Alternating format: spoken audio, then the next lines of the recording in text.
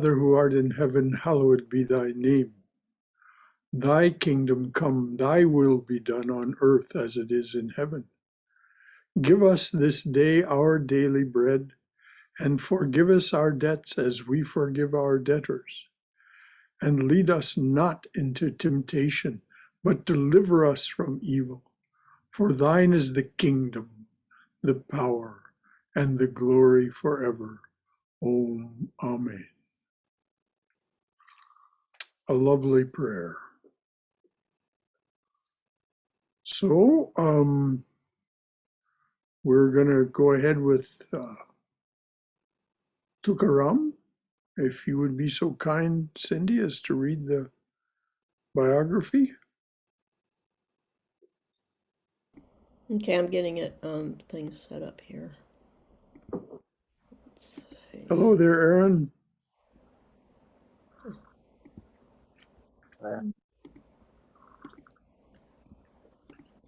Okay. Tukaram. We are too shrewd to trade something for nothing. Death to the ego, trading down. Are you a madman? No one kicks a good lover out of bed unless they know they've got two more on the way over. Would you please read that over? That is just so priceless. Just that. We are too shrewd to trade something for nothing. Death to the ego, trading down. Are you a madman? No one kicks a good lover out of bed unless they know they've got two more on the way over. Priceless. Priceless. Okay. Tukaram, 1608 to 1649 was when he lived, is the most influential figure in the development of Marathi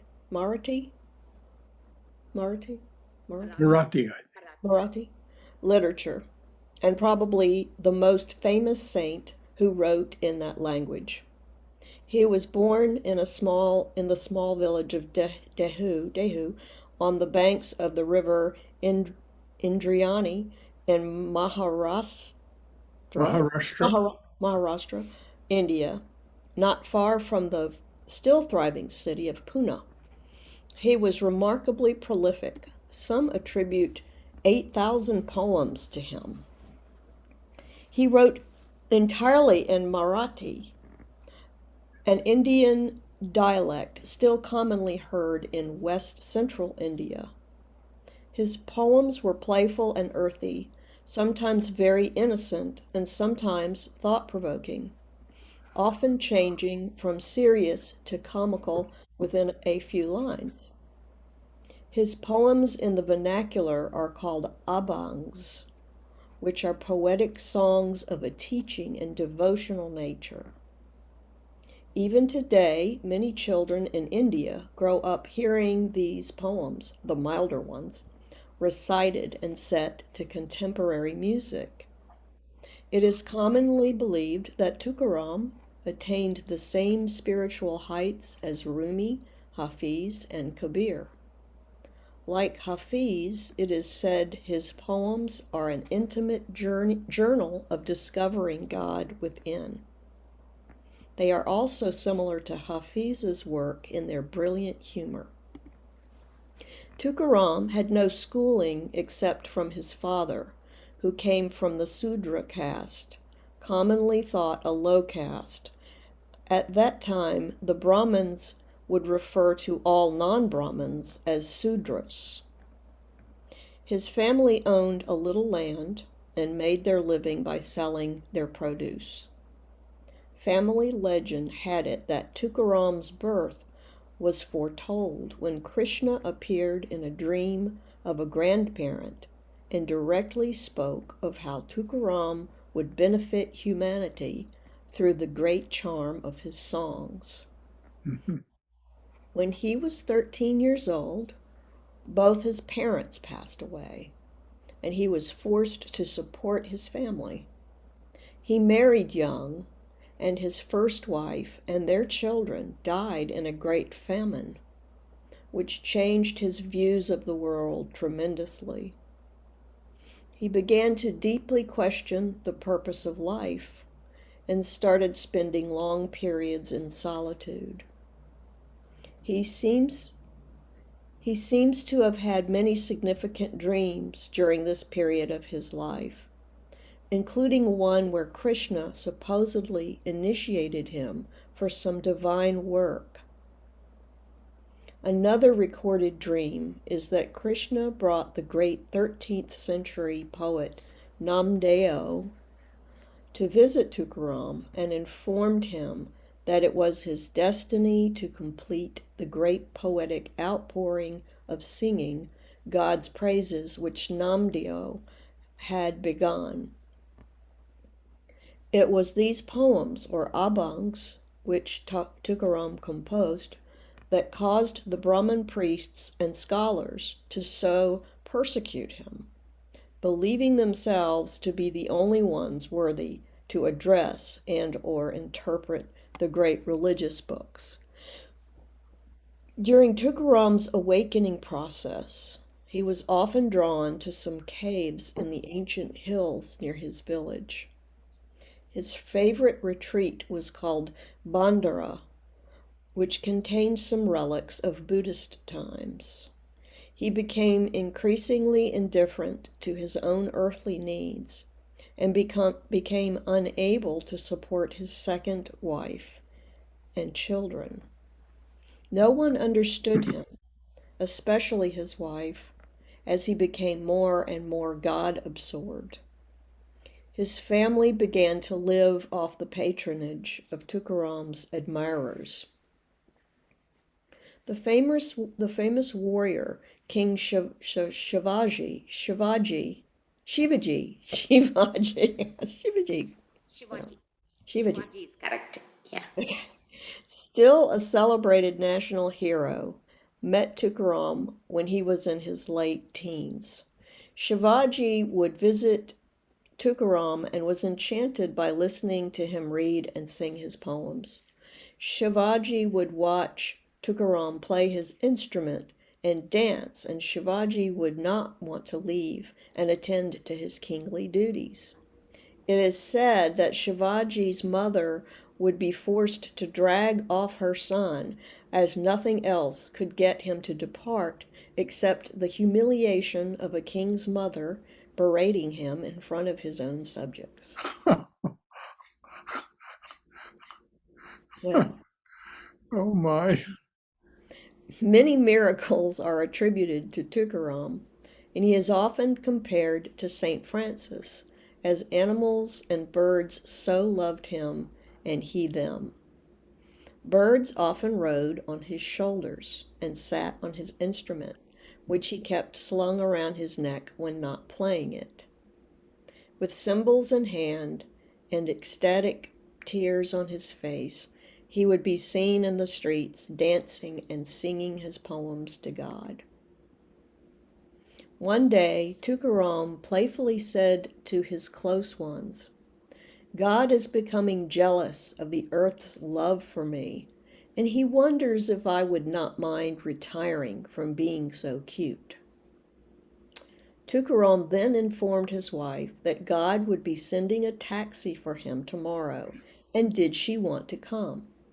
She declined, saying, "Who would take care of our beautiful cows the way I do?" The next day, Tukaram invited some close ones to walk part way with him toward Bandara. About halfway there, he stopped, held their hands, and looking deep into their eyes with remarkable love, tenderly kissed each person, then walked off alone and was never seen again.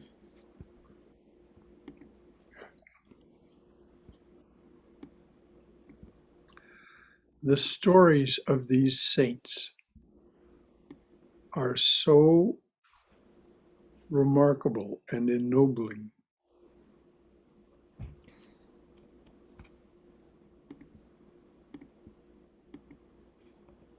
he became unable to take care of his second family, but they were taken care of because he had wealthy admirers. And so, off their generosity, his family was supported.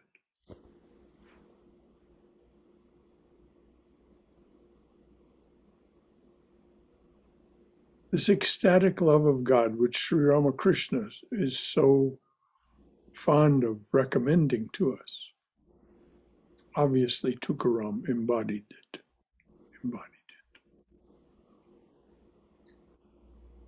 Jai Tukaram, Jai Tukaram, Jai Tukaram. Anyone else have anything to say about this truly enchanting biography?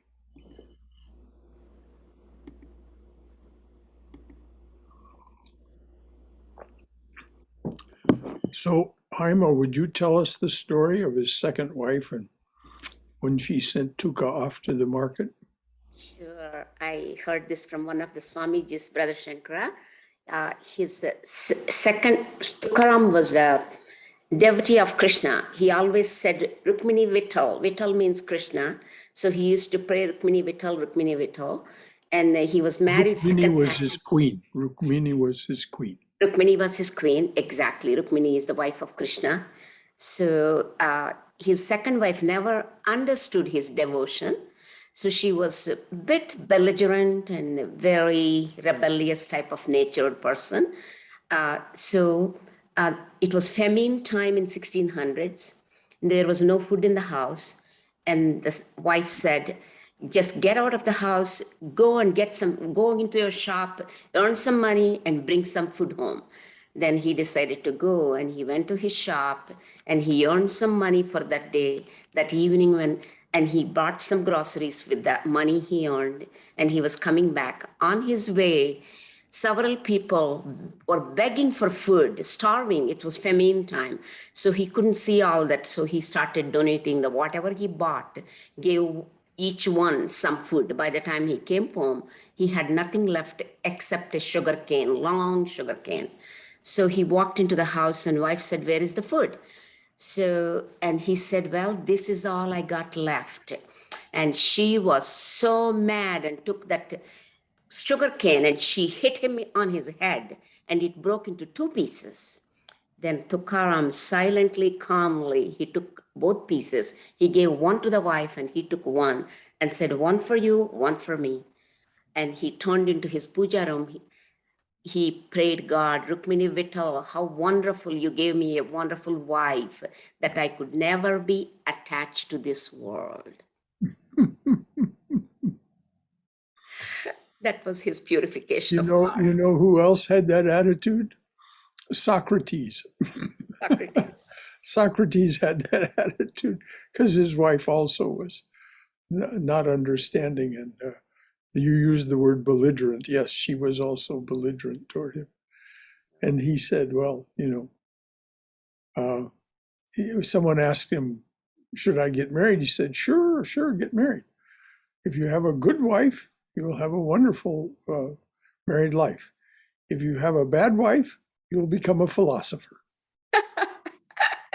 I think it's a wonderful attitude to take. That's the equanimity. He resembles all what Vedanta says, everything. Yeah, it was just wonderful.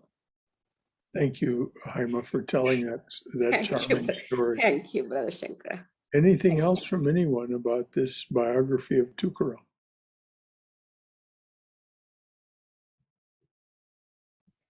He was only in his teens when a king like Shivaji came and got enchanted. No, the king was in his teens. Oh. By that time, Tukaram was grown up. Tukaram lost his parents when he was 13 and began to have to support the family. As Haima pointed out, he had a shop. I don't know what kind of shop it was. Maybe Haima didn't know either.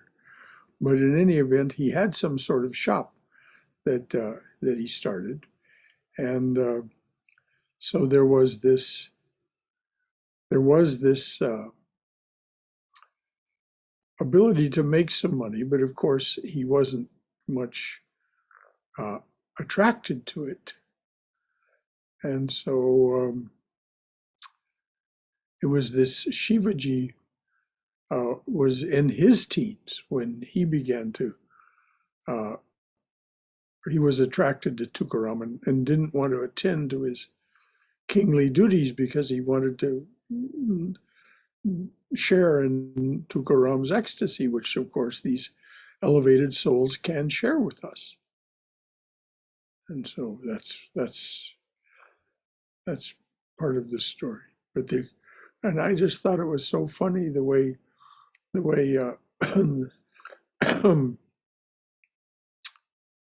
oh, now his name escapes me, Daniel Ladinsky. Ladinsky told the story of how the only way that the king's mother, Shivaji's mother, could get him to attend to his kingly duties was to go and humiliate him in front of his subjects.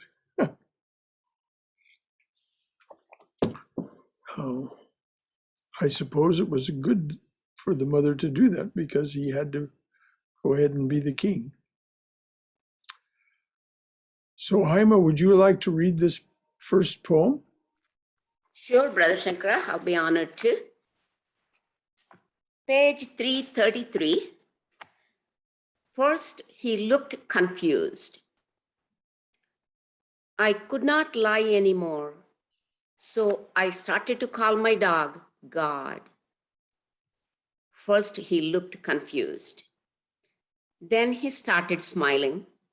Then he even danced. I kept at it. Now he doesn't even bite. I'm wondering if this might work on people. It's There's hilarious. that wonderful humor. Please read it again. First, he looked confused. I could not lie anymore, so I started to call my dog God. First, he looked confused. Then he started smiling. Then he even danced. I kept at it. Now he doesn't even bite. I'm wondering if this might work on people. So hilarious, Brother Shankara. It's wonderful. Yes, well. So meaningful too. So meaningful. Yeah, well, the question is a very pertinent one. Yes. I mean, this is what another saint of that fairly the same time. It was 1500s rather than 1600s. And of course, that was Chaitanya Mahaprabhu. And he says, take no honor to thyself, give honor to all. So just salute everyone as the divine being. Take no honor to thyself. Give honor to all. Chant unceasingly the name of the Lord. I think it will work on people too, Brother Shankara. I know it does. If you treat them as gods, it does work on people too. Well, that's my opinion. Well, it's more than an opinion, isn't it? It's the findings of transactional psychology. If you treat people in this way, honoring their inner divinity, it calls to something in them. Definitely. Thank you. So is anyone else got anything to say about Tukaram or this poem?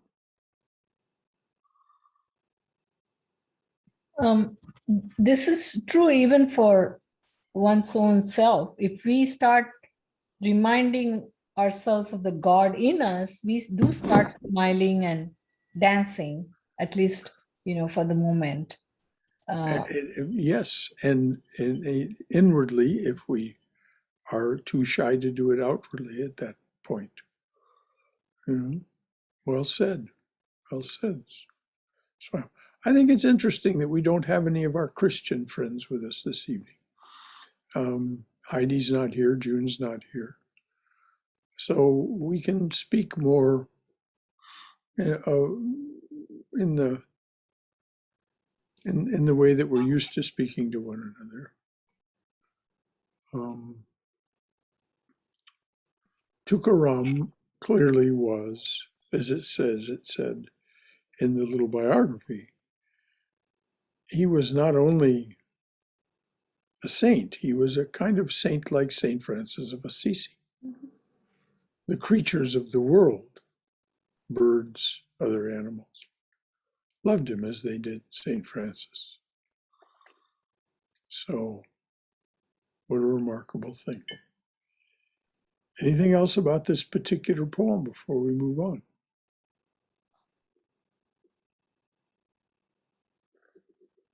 All right. Swayam, would you like to read a good poem? Sure. A good poem. A good poem is like finding a hole in the palace wall. Never know what you might see. A good poem. A good poem is like finding a hole in the palace wall. Never know what you might see. Hmm. I wonder what he's up to. Well, once again, this shows his sly humor. Anyone have anything to say about this poem?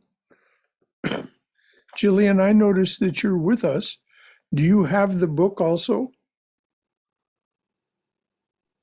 I don't have the book yet, Shankara, Brother Shankara, so I'm just listening in for today. Oh, well, you're more than welcome to listen in and participate however you like. If there's anything you'd like to say, please do say it. Thank you. Uh, I love that poem that was just read, I'll tell you that. yes, well, isn't it something? Yes, you never know what you might see. Mm-hmm. And Sri Ramakrishna says that same thing. And he actually says that he himself is the hole in the wall. Sri Ramakrishna says that of himself. That he's the hole in the wall, that you can look through it. You never know what you're going to see.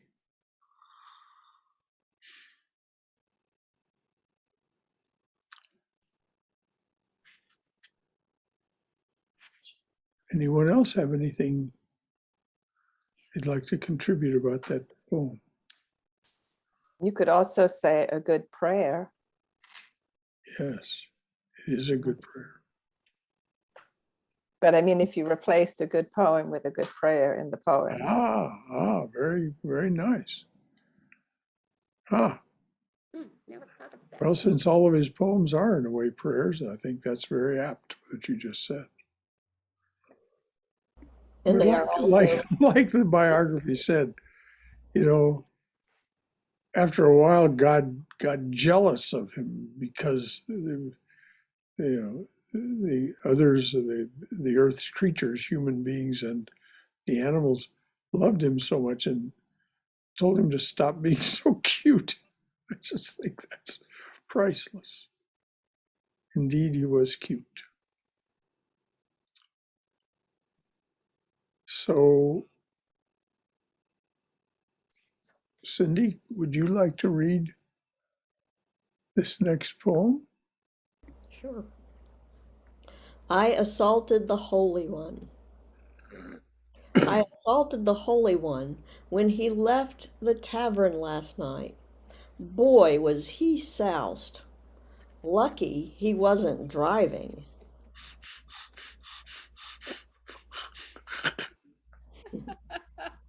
I'll read it again. I assaulted the Holy One. I assaulted the Holy One when he left the tavern last night. Boy, was he soused. Lucky he wasn't driving. That's right. Yeah. That makes sense. No. Anyone got an idea why the word driving is in italics? I would say because he was driving, but But not driving the car if there was a Right, car. right. Any other ideas about why the word driving is in italics? Lucky he wasn't driving.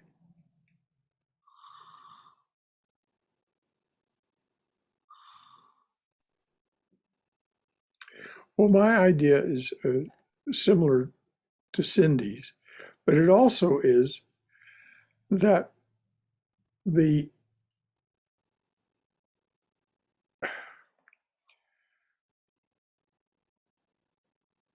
Lord, Sri Ramakrishna makes this very abundantly clear, that the Lord will never push or insist or drive us,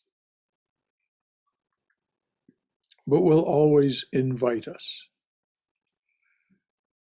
And so I hear that in this.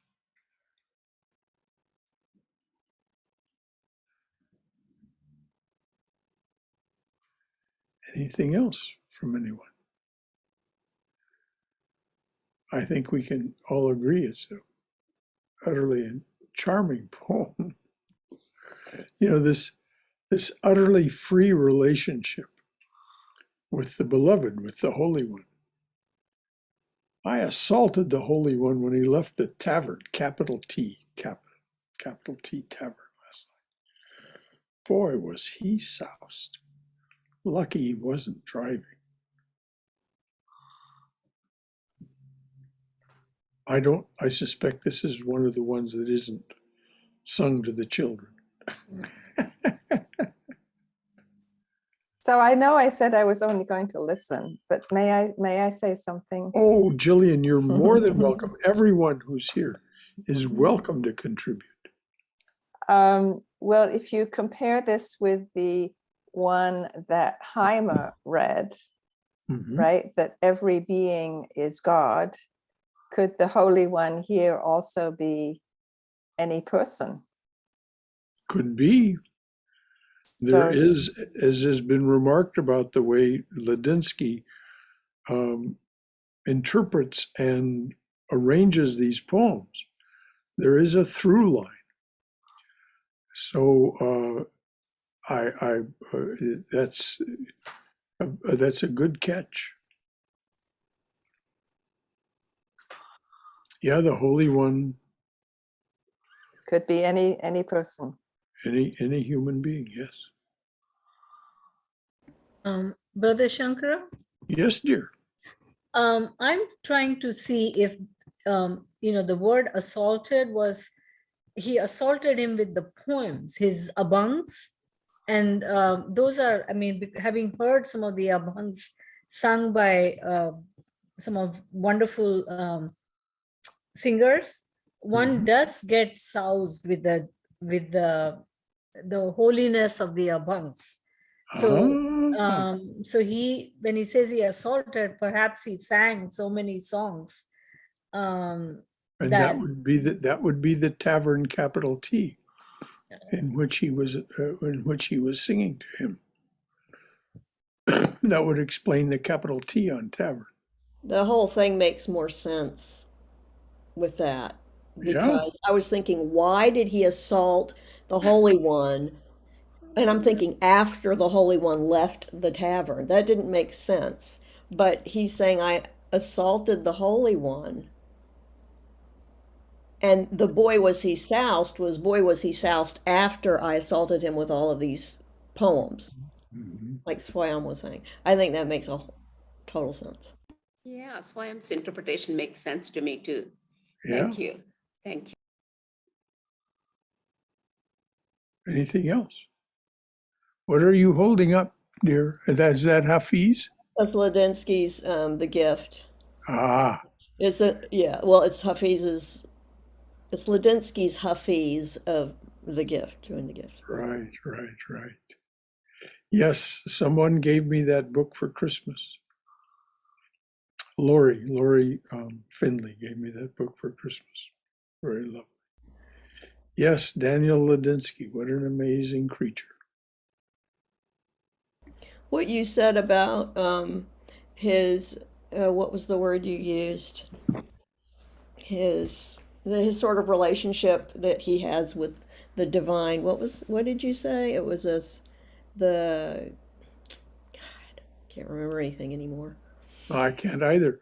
I don't remember what I said, but intimate or casual or It was that, but it was another word that I really liked. I wish I'd remembered it, but that's one of the things I really like about Tukaram, yes. because I personally feel like that is the highest relationship, Hmm. because it's the closest relationship that you can have with the divine.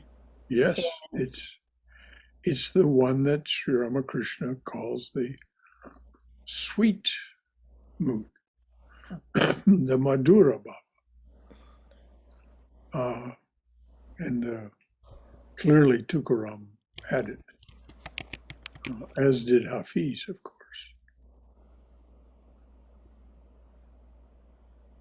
Probably very therapeutic. God said to me last night, Tuka, those love taunts won't work in bringing my arms near, though I don't find them arousing. Though I do find them arousing, though I do Amusing. amusing, probably very therapeutic. God said to me last night, Tuka, those love taunts won't work in bringing my arms near, though I do find them amusing, and they are probably very therapeutic. And I love the way that he puts therapeutic in this downward. You know, we have to read it down. You know, we read from therapeutic from top to bottom. We're descending as we read it. So therapeutic would be something that in a way brings us down. Anybody else have another thought or any thought at all about this? Shall I read it again? Probably very therapeutic. God said to me last night, Tuka, those love taunts won't work in bringing my arms near, though I do find them amusing, and they are probably very therapeutic. Therapeutic for whom?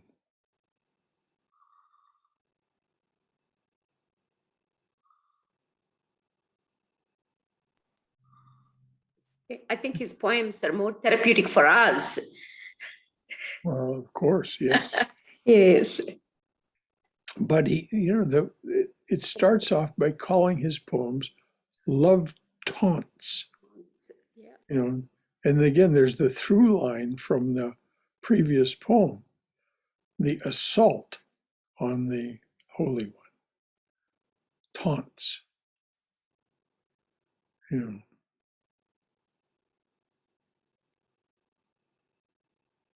so I don't think I have anything more profound to add, at least on this reading of this poem. Anyone else have anything?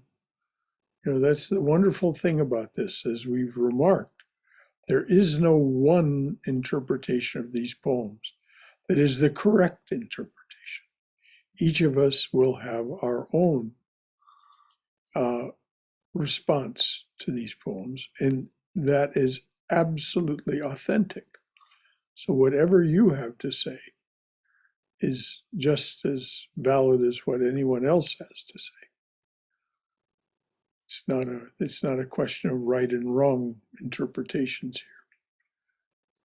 It's just what you hear, what you feel.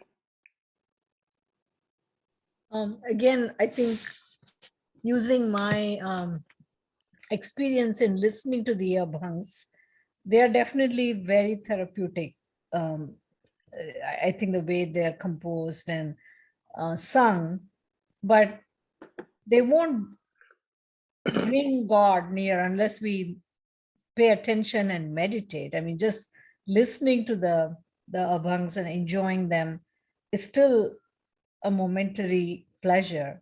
So maybe that's what he means by saying they won't bring my arms near. Aha. Well, now that brings something to mind that was a very important point that Swami Prabhavananda once made.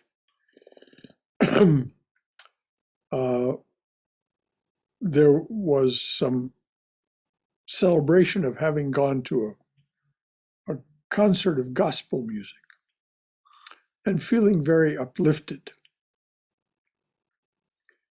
And Swami Prabhavananda said, yes, that sort of spiritual activity lifts you up in the moment.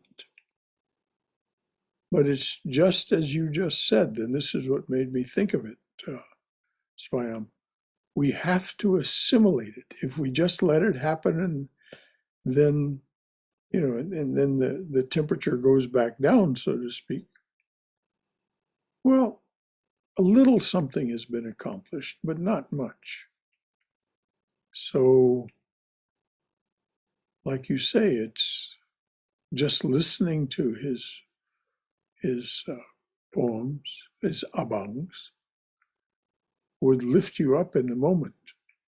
But unless you took the meaning into your contemplation, concentration, and meditation, then it wouldn't have much effect. Maybe that's why the word therapeutic is shown the way it is.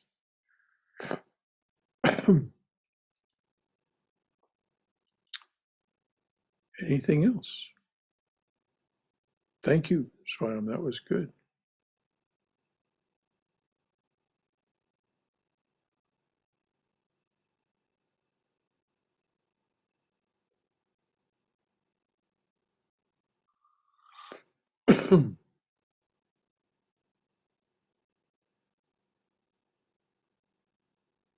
Okay.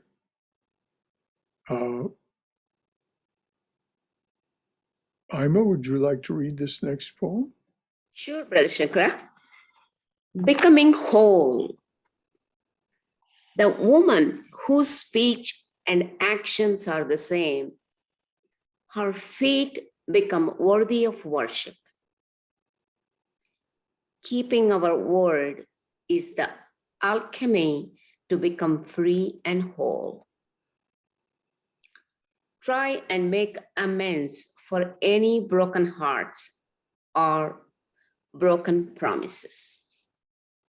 If you cannot do so in form, then prayer can heal a debt with the light you can send. And even a man can become this precious gold. Beautiful. Becoming whole. The woman whose speech and actions are the same, her feet become worthy of worship. Keeping our word is the alchemy to become free and whole. Try and make amends for any broken hearts or broken promises. If you cannot do so in form, then prayer can heal a debt with the light you can send. And even a man can become this precious gold. Beautiful poem. Yes. Beautiful. It's very profound. And I think it's interesting that he starts with a woman and then says at the end, if a man can match that, even that man can become this precious gold. And thank you for noting and correcting the typo. It's not then, it's then. Anyone else have anything to say about this? Becoming whole. I like that it's so true, Brother Shankara. Keeping our word is the alchemy to become free and whole. I think it's I feel it is so true. Keeping our word is very important in life. Again, because of who's here this evening, I can speak about this more freely. Sri Ramakrishna said it is the austerity of this age. He was absolutely resolute about if he said he was going to do something, he would do it. Example, there was a man who at one time lived near Dakshineshwar. His name was Jadu Malik. And Sri Ramakrishna had said that he would go to Jadu Malik's house that day. Well, the day passed because of the activities that took place around Sri Ramakrishna. He didn't go during the day. But before going to bed that night, he went to Jadu Malik's house. And of course, the gateman let him in and so on. And he went and he just opened a door and put his foot inside the house and then came out again and left. Jadu Malik wasn't even at home. The gateman had told him that. But he had gone, he had gone to Jadu Malik's house. And then he said about that story, he said, I'm not quite that fanatical anymore. But this business about keeping your word, truth is the austerity of this age. He could offer everything else to the Divine Mother. Except he could not say, Mother, take thy truth, take thy untruth. With everything else, he'd said, take your virtue, take your vice, and give me pure love for thee. But he couldn't do that with truth. So I think it's interesting that Tukaram has said the same thing. The woman whose speech and actions are the same, her feet become worthy of worship. But thank God he did say that a prayer can heal a debt, because it is so hard sometimes not to make a promise that you cannot keep. I mean, inadvertently or whatever reason in 24 hours, sometimes it's just difficult. So prayer can heal that debt with the light you send. Yeah, I love the way that's said too. If you cannot do so in form, name and form. If you cannot do so in form, then prayer can heal the debt with the light you can send. And again, this was something that was very much affirmed by Swami Prabhupada. Prayer does work. He said, you are not separate. You may seem separate, but when you send that light, it has an effect. But anyone else have anything to say about this truly profound poem?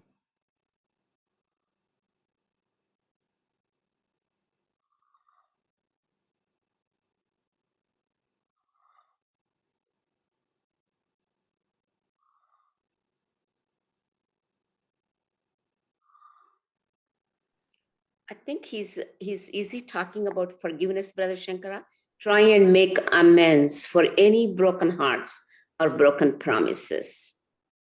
So there is some forgiveness too inside. Well,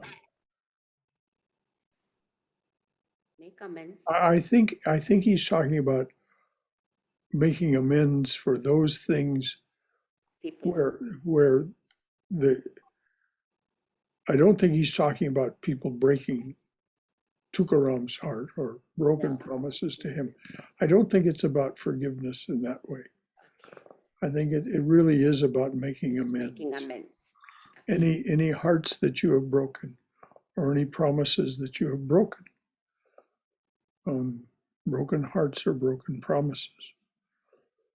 And so he says, if you, in other words, the person who broke the heart or broke the promise, if you cannot do so in form, then prayer can heal the debt with the light you can send. And then his little comical thing at the end. And even a man can become this precious gold.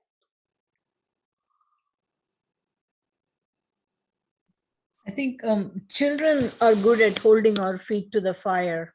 Because if we promise something and don't give them, but you promised.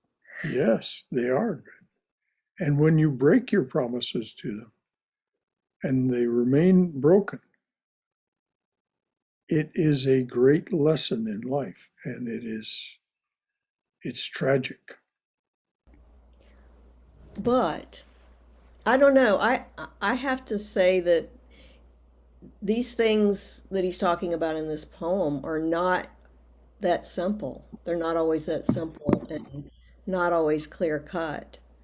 You can promise something to someone and then later do the opposite because you got new information and what you had promised was going to be harmful to the person you promised it to or someone. And to break the promise for a reason like that, to me, is not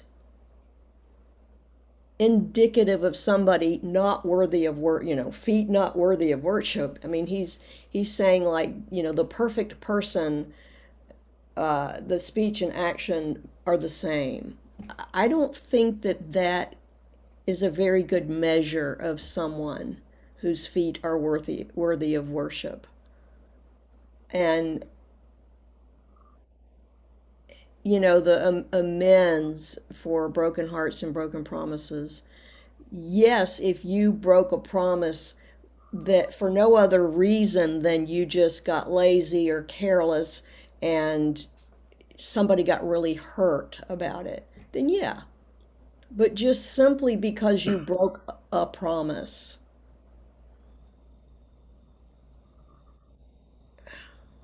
Well, that's why there's more than one understanding of these poems. And certainly everything you said is accurate in this relative world we live in. There will be broken promises for good reasons, rather than, And even broken hearts sometimes, it's but as Sri Ramakrishna says, we must never compromise the ideal, well, even if there's reason to compromise the action. And so what he's describing, I think, is the ideal, what the poem describes. This is my hearing of it, is that he's talking about the ideal. And so we wouldn't compromise the ideal, even though in everyday practice, well, that's what the tanka that was posted today was about, in a sense. Brother Shankar, I think Sri Ramakrishna went to that extent of saying, if your thoughts, speech, and action are not in the same lines or aligned, he said you're a hypocrite.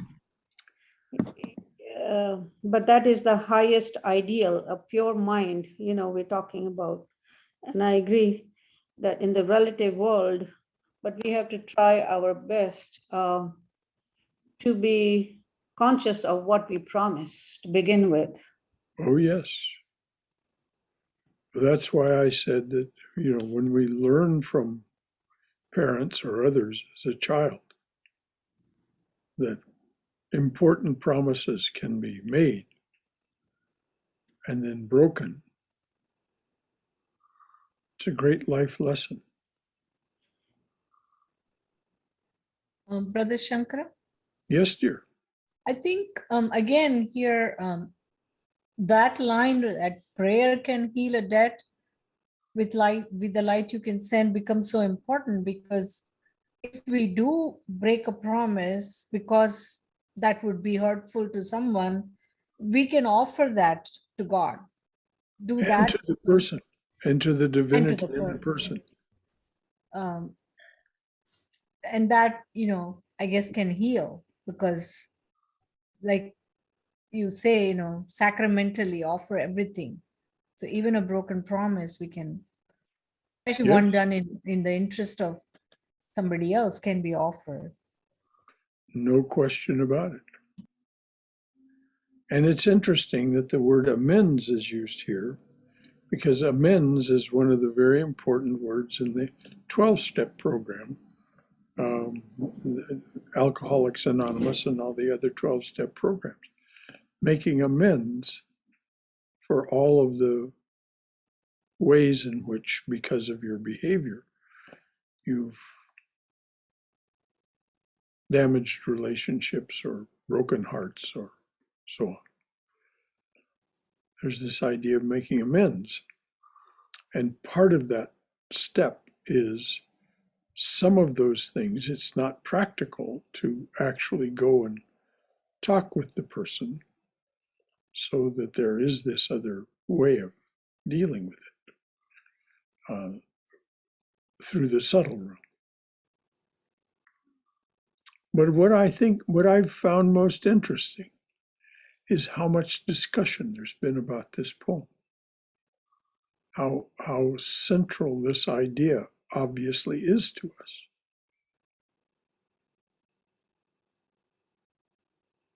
Of keeping our word, and having our words and our actions be in alignment, as Nira pointed out. Of course, if our thoughts, speech, and actions are in alignment, well, that it indicates that if that is something that is a daily occurrence for an embodied being, that being is close to, if not in an enlightened state. So that's why it's the ideal. And you're bringing up forgiveness. We need to forgive ourselves for our own lack of matching that ideal, and forgive others when they offer to make amends and offer us the light of their prayer. Anyone else before we move on? Brother Shankara, the amends have to be accepted, and also it comes out of compassion for the other person. We make amends, the person who's, like you say, in AA, Well, Does that come from compassion for the broken promise, having being compassionate towards the person who's broken promises? yes, the amends, but as is related in the big book of AA, if the person doesn't accept your amends, it doesn't mean that you have not fulfilled your purpose in that particular step. They may continue to be angry with you, and the implication is that's their problem then. not yours. Mm. If they aren't compassionate toward you or welcoming toward your amends and your desire to amend the situation, Mm. well, then that becomes their issue, not yours. You've done everything you can. I'm going to have to disagree with you, your interpretation of that, because it's not, I mean, to say it's their issue or their problem if they don't accept your amends. I mean, one of the way it's said is to make amends when to do so is what does not harm the other person. And oftentimes people, whether they're in a 12-step group or not, will try to make amends in the wrong way at the wrong time, and the other person reacts badly, and it doesn't mean that the other person lacks compassion. It's a difficult thing, especially when you're talking about someone who has been an active alcoholic or addict in the other person's life. I mean, the expectation that the person's going to forgive you, it's not about that. It is totally about owning up to your crap.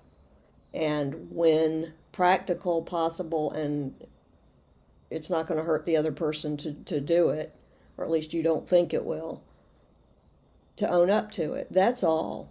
That is absolutely all. It's nothing about the other person's reaction. Say something? Can I say something, Cindy? I'm of course you can. I agree with Brother Shankara, Cindy, because all you could do is try to amend with you. Let's say I am an addict. I'm trying to amend. I'm realizing in 12 steps. I will ask for forgiveness and try to make amends with you. If you don't forgive me, that's up to you when you can do it. But I have done my part sincerely amending. That's what I understood from Brother Shankar. I'm agreeing with that. I'm just saying to say that whether the other person accepts it or how their reaction is not part of it. It's about the person doing the work in the 12-step program. It's about that person making the amends. So I think that's what Shankara was saying when he said it's the other person's problem, meaning that I think you're both saying the same thing. Yes, it's the same thing. He said issue. It just sounded to me like it's putting this, that's your problem if you don't have compassion. We were talking about having compassion for the person who's making the amends. It's okay. They are not there yet to forgive them. They're not there yet. Yeah. Maybe I'm just overly sensitive because I have been in this situation with someone who was a lifelong alcoholic in my life and very much impacted my life because of that, and got sober and made amends in a way that was just totally, it didn't work. It did later, but to say, well, he was making amends, you should have been compassionate toward this person.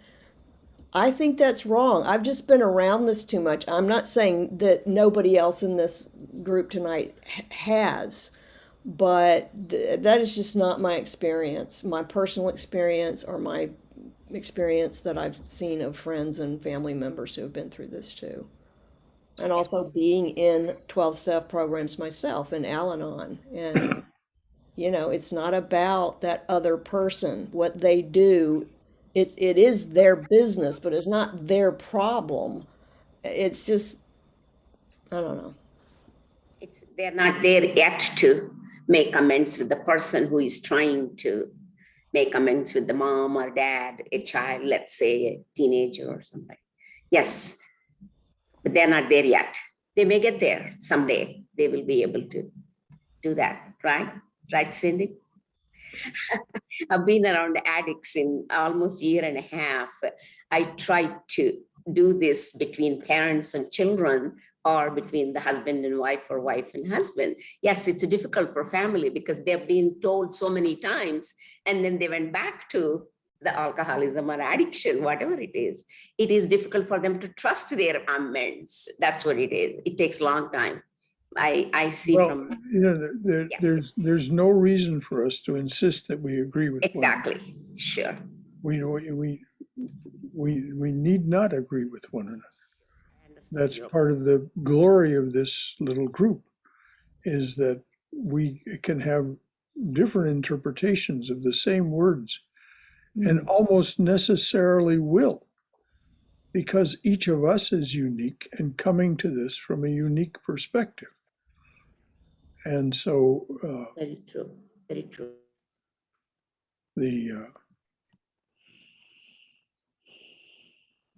So it's not a question of right or wrong. It's a question of how each of us sees it. And so this is why I accept what Cindy says without qualification.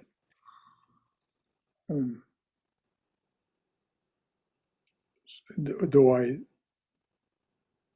personally have a different attitude toward these words. But again, let me just remark how profoundly this particular poem has stirred us. What a nerve it touched when it talked about broken hearts and broken promises and what it can do, what we can do about them. Every one of us has our own experiences of this. And so we're going to see it from the perspective of those experiences. And all of us know better than to intellectualize a poem. You cannot approach a poem intellectually. You have to approach it on its own terms, from your own perspective and your own experience. I think it was Hafiz that, and certainly Walt Whitman, that said, "Oh, give it up trying to analyze these poems from an intellectual perspective. It just isn't going to work." So anyone else have anything else to say from their own perspective about that? Yes, Brother Shankara, adding to this discussion from, that language of compassion class, we often practice this in our group that, or the basis is, Clarice says, if I understand it correctly, that you cannot make anyone feel one way or the other. The feeling is their own because of some need that has been met or unmet. So if the person who broke the promise tries to make amend and it doesn't hit the target, so to speak, of the person who was affected, that it's just a matter of the needs of each one was not met. So each one is still allowed to have their own feelings. Oh, and yes. explore their needs. Yes. Yes, just try to deny us our feelings and see what happens.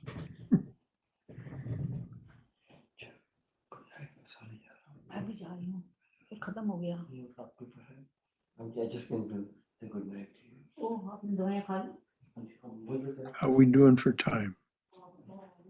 Oh my gosh, it's after 9. That's how much this poem stirred us. We took about half of this hour just with this poem. And I think that says a lot for Tukaram.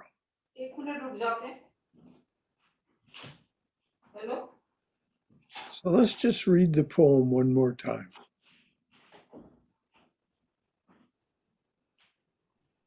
I think I was reading it, right, Brother Shankar? Please. You want me to read one more time? Sure. Please do. Okay. Becoming whole. Remember, let us keep that word in mind. Becoming whole. Yes. To become whole is to become illumined. Illumined.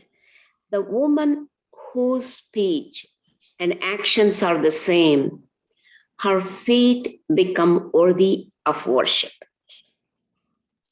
Keeping our word is the alchemy to become free and whole. Try and make amends for any broken hearts or broken promises.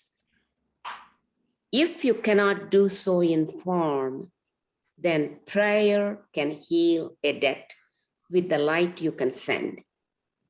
And even a man can become this precious gold. It's beautiful, very profound.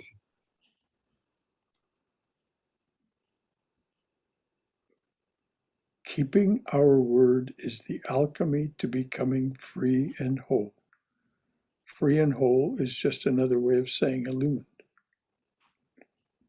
So this is why when I was thinking and talking about it earlier, I said, he's stating the ideal. So each of us is going to see and hear that ideal from our own level of experience and our own level of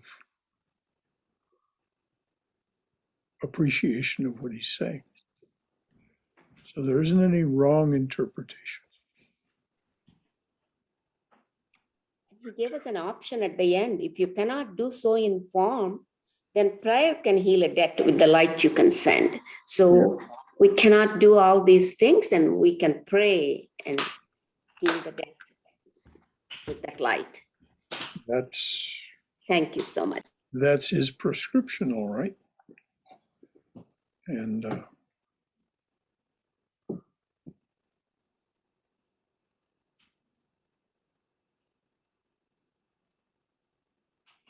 so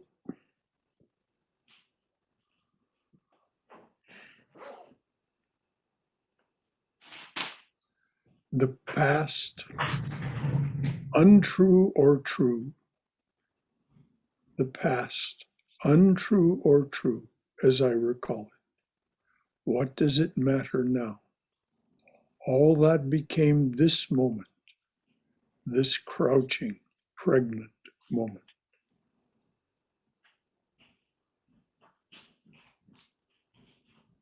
So, with that, until next week, I'm glad we had such a good group. I'm sorry that our Heidi and our June weren't with us. Jillian, it's very good to have you join the group, and Rajiv. And no one needs to feel any compulsion to say anything. And just listening and being with us in that way is not just acceptable, it's just perfect. So until next Monday, when we'll take up the poem, Did God Really Say the Word Goofball? I'm looking forward to reading that poem and hearing what we all have to say about it. Did God really say the word goofball? So any final thoughts from anyone? All right. Jai Shri Guru Maharaj Ji Ki Jai, Durga Durga Durga. May we be safe. May we be healthy. May we be cheerful. May we have peace of mind. May we go forward in the loving and protective embrace of the Divine Being as our Mother and Father. So good to have been with you this evening. Any final word from anyone else? These poems are a little bit like different. I guess, like I know that there are like multiple meanings, but for some people, like it might be a little bit. I don't know. Like if I were honest, like some things I found it a little bit hard to appreciate. Like.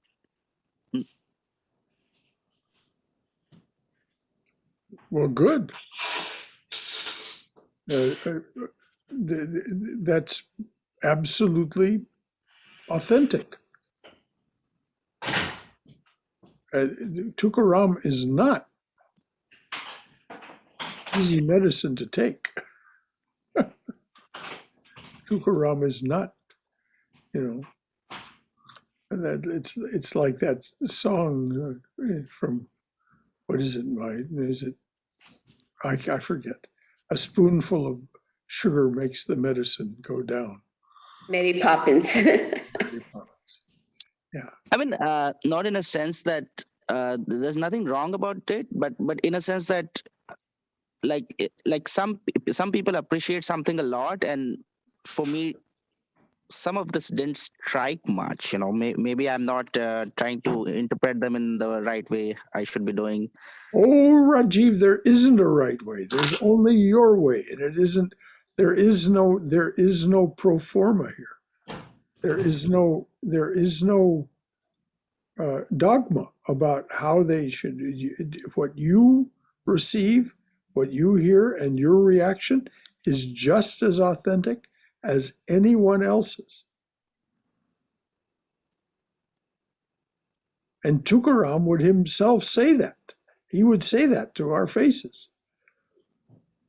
Don't you dare put me in a box. Don't you dare say, this is the only way to read what I've written.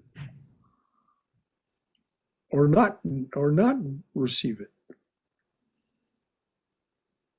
I'm absolutely convinced of that particular thing that I just said. The last thing that Tukaram would want to be is put in any kind of a box. So next time, Rajiv, if you feel so inclined as to join us and hear some more of what Tukaram has to say, if you feel moved to do so, speak up. Say what's so for you. And this is why we have this wonderful group, so that we can be exposed to what these recognized saints have to say. That's one of the things for us to keep in mind. We're listening to people who are recognized saints. So their medicine is not always going to be agreeable to us, if we see it as medicine at all. That's how they offer it, generally speaking. Medicine for the ills of this world. Yeah.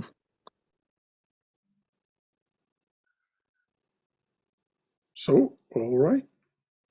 Until next time, dears. Jai Ma, Jai Ma, Jai Ma. See you soon. Thank you, Brother Shankar. Thank you, Thank you, dears. everybody. Namaste. Thanks. Good night. Thank you. Good night.